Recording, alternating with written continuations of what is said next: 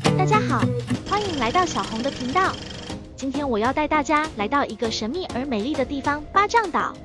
位于东京以南约240公里的太平洋上，八丈岛拥有令人叹为观止的自然风光、丰富多彩的文化和历史，以及多样化的户外活动和美食。让我们一起开始这场难忘的旅程吧。八丈岛位于东京都南方约340公里的太平洋上，是日本的一个小岛。岛上有着悠久的历史和丰富的文化，深深地吸引着游客们前来探索。八丈岛在古代是一个神圣的地方，据说是太阳女神之一的丰寿大神的诞生之地。岛上还有许多传说和神话，例如岛上的阿波根樱被认为是神树，有保佑人们平安的功效。八丈岛的历史可以追溯到约1000年前，当时岛上的居民是游牧民族，以捕鱼和狩猎为生。在12世纪源氏和平之后，岛上开始由武士定居，开始发展农业和渔业，进入了新的发展阶段。在江户时代，八丈岛被划归于下总国葛饰郡，成为幕府的领地，并且在岛上建造了许多建筑和道路，如今依然保存完好。此外，岛上也有许多保存完好的武家屋敷和武家陵墓，是深入了解江户时代历史和文化的好去处。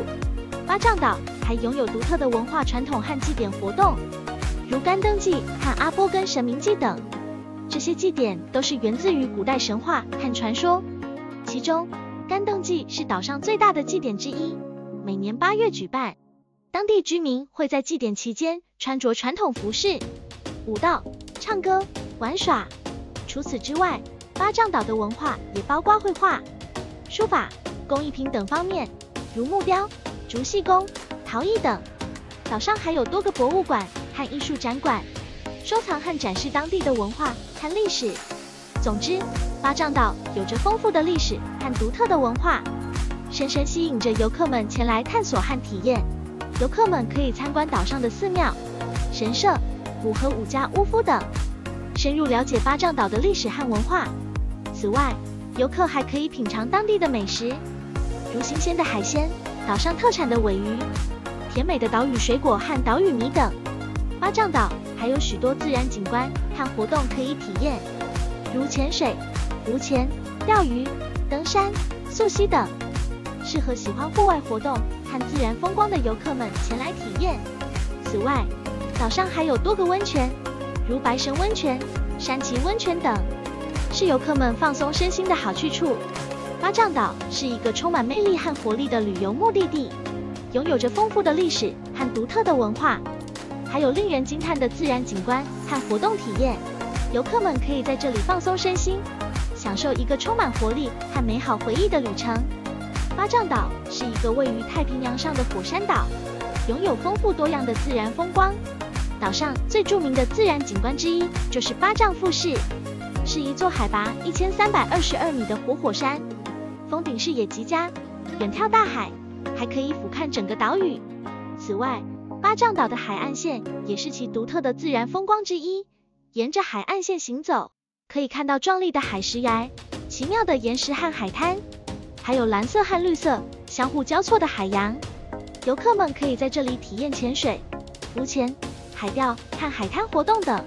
八丈岛还拥有着丰富的植物和动物资源，岛上有多个国家级自然保护区和温泉区，其中最著名的是白神山地，这里是八丈岛最大的自然保护区，被誉为日本的天然植物园。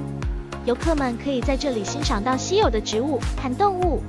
总之，八丈岛拥有着丰富多样的自然风光，包括活火山、海岸线、海洋、植物和动物资源等，为游客们提供了丰富的旅游体验和探索机会。八丈岛拥有丰富多样的户外活动，适合不同程度和兴趣的游客参加。以下是一些较为热门的户外活动。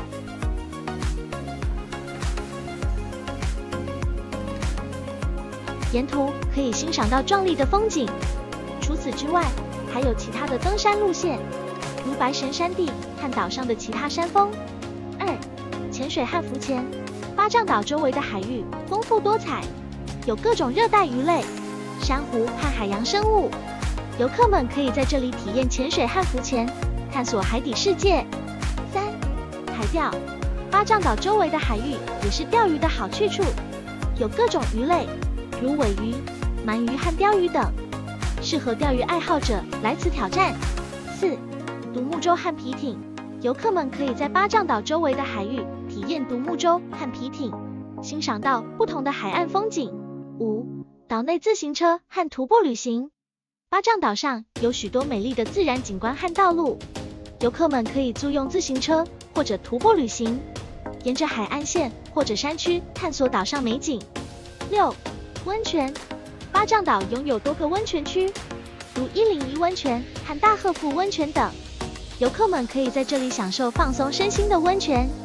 总体而言，巴掌岛的户外活动丰富多彩，适合不同程度和兴趣的游客参加，并且可以让游客们在探索岛上自然风光的同时，体验到不同的旅游体验。巴掌岛的美食以海鲜为主，这里的新鲜海鲜令人垂涎3尺。以下是一些巴掌岛的著名美食。1. 巴掌岛吉兆鲜鱼胆，这是巴掌岛最为著名的美食之一，由当地的新鲜鱼类和海鲜制作而成，特别是尾鱼胆最受欢迎。吉兆鲜鱼胆的酱汁也是特别的，是当地秘制的。2. 深海鱼刺身，巴掌岛周围的海域丰富多彩，有各种深海鱼类，如鲷鱼、鱼、鲑鱼、文仔鱼等，这些深海鱼刺身都非常新鲜，味道鲜美。3. 鳗鱼料理，巴掌岛的鳗鱼非常著名，当地的鳗鱼质量非常高，口感鲜美。4. 珊瑚蟹，珊瑚蟹是巴掌岛特产之一，它们生活在海底的珊瑚礁附近，口感甜美。5. 荞麦面，巴掌岛的荞麦面是当地的传统美食之一，其特点是面条 Q 弹有嚼劲，汤头清爽。6.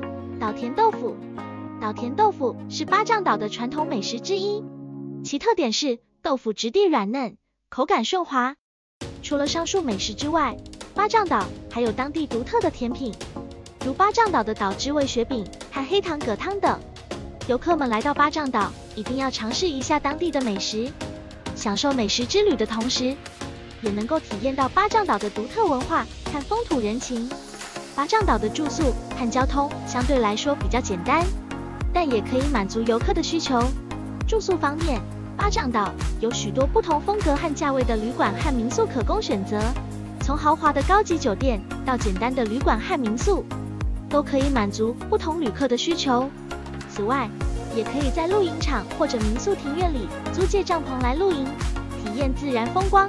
交通方面，巴掌岛主要有3种交通方式：船、飞机和租车。1. 船，由于巴掌岛位于东京都巴掌岛町以南约240公里的太平洋上，因此大部分旅客会从东京的竹芝港搭乘船前往巴掌岛，乘坐船大约需要6个小时左右。